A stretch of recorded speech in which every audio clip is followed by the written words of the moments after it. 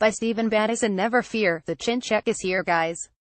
Plenty of news to get through this week, lots going on and plenty of upcoming fights to look forward to. But enough blabbing, straight to it. I think the biggest news of the past 2 weeks is Carl Frampton's link up with Frank Warren and BT Sport. Frampton has been linked with every promotional stable on the planet, but he believes Warren is the man to deliver the big fights for him in Belfast. Frampton is the marketable name that BT have been waiting for since linking up with Box Nation, and they will see this as their opportunity to make an impact upon the sport. Frampton will face Horacio Garcia 3,331 on November 18 before trying to entice the likes of Oscar Valdez, Leo Santa Cruz etc. to the table somewhere in the early new year. On the same night, Jamie Conlan will face Jerwin Ancajas for the IBF Super Flyweight title. Conlan is one of the sport's nice guys and also guaranteed toe-to-toe action. It would be a great moment if he was to pull this one off and defeat the Philippines man for the strap.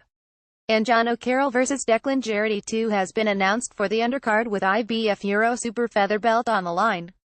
The pair put on the Irish Union fight of the year 2014, and Jarrett will be looking for revenge following a DQ loss in that one.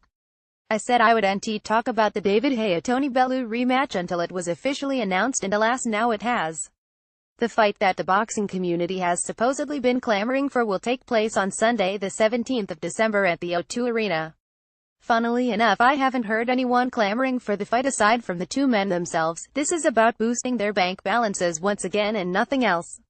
The only thing I like about this fight is that it's taking place on a Sunday. I believe this is something that should be looked into as it is in Japan, but the fight itself isn't much of a turn on. We were drawn in by the supposed animosity first time around, but after witnessing both men hug it out and declare their respect for one another after the final bell, how am I supposed to suspend disbelief enough to believe it a second time? It's rumored the winner could meet Joseph Parker for the WBO bubble in the spring. I suppose that can't be any worse than watching Parker versus Fury again.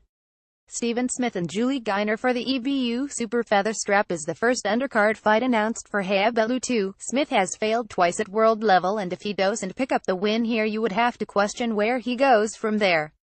Both Jose Pedroza and Jason Sosa were far too much for Smith, and whilst I think he's an honest operator, I think ever winning a world title would be a big ask for him. Apparently Frank Warren has today poured cold water on the rumors of Billy Joe Saunders versus Amir Khan.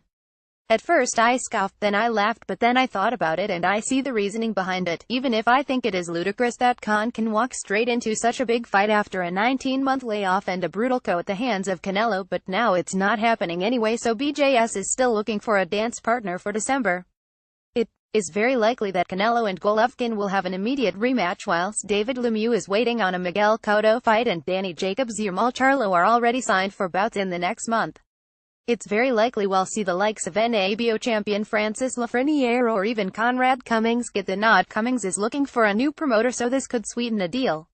When you put it like that, I think I'd rather watch him fight Khan or even me. I've cut out carbs for 4 weeks and I'm in at 164 pounds right now. Give me a call. Frank Matchroom USA have announced their first show with new signing Daniel Jacobs taking on Luis Arias on November 11th. Jacobs was a big coup for Eddie Hearn's new venture, and there are rumors that other big names are set to follow. The co-main event will see Yarrell Miller facing Mariusz Wach at heavyweight. It's more than likely if Miller wins we'll see him in with some of our own fighters sometime early next year.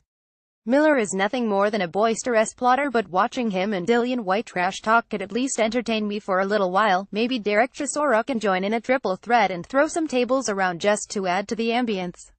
Top Rank and Golden Boy should be watching over their shoulders at this move from Matchroom, because Hearn has the power to give them a run for their money.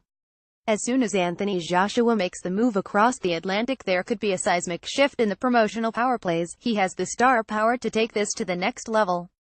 Frank Warren has confirmed that terms have been agreed for Gary Corcoran to challenge Jeff Horn for the WBO welterweight title in November. An official announcement is expected soon. I'm sorry, but this is quite frankly scandalous, and whilst I don't begrudge Corcoran the chance of a lifetime, what sort of respect are we supposed to have for governing bodies when they sanction fights like this? Apparently Horn's team rejected Bradley Skeet, ranked number 3, in order to face Corcoran, who has never mixed at European level, let alone on a world stage. The credibility of the sport takes a knock on a near enough weekly basis, and this is yet another example of that. Tyson Fury has today told the BBBOC no thanks to a potential reinstallment of his license, meaning that once again a return to boxing seems extremely unlikely.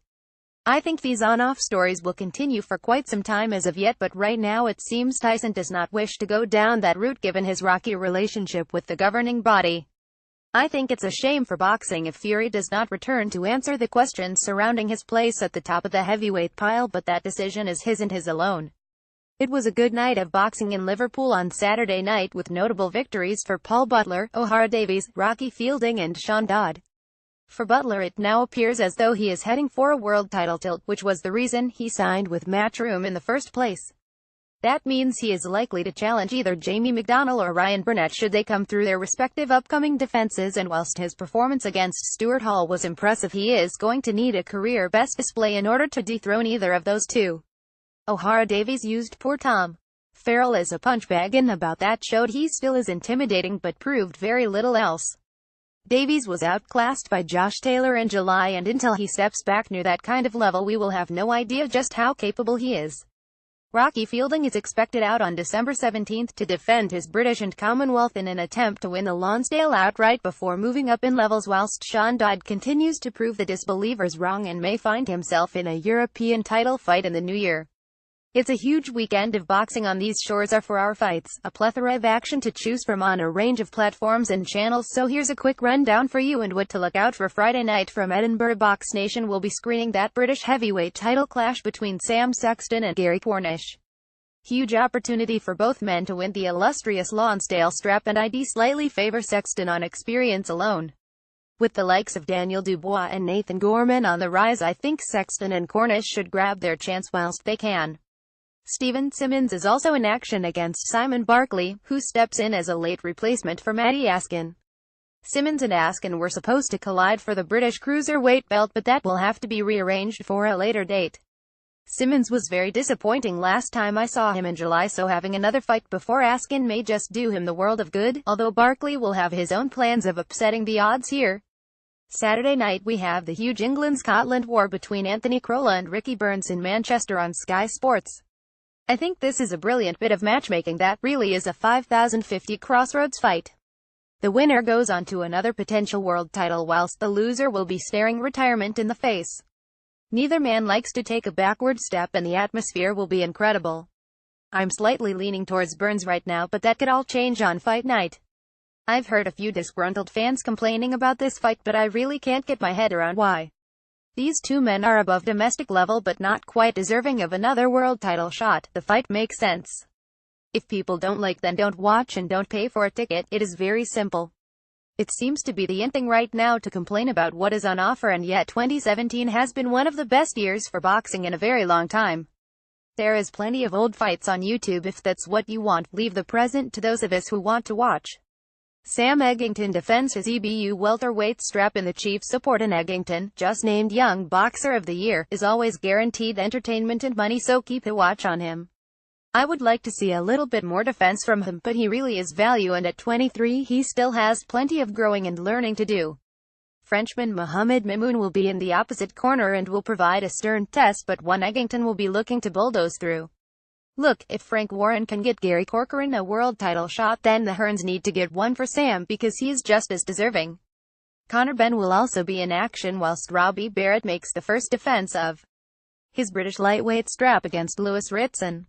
Chris Eubank Jr. travels to Stuttgart to face tough, unbeaten Turk Avni Yildirim in the second World Boxing Super Series quarter-final.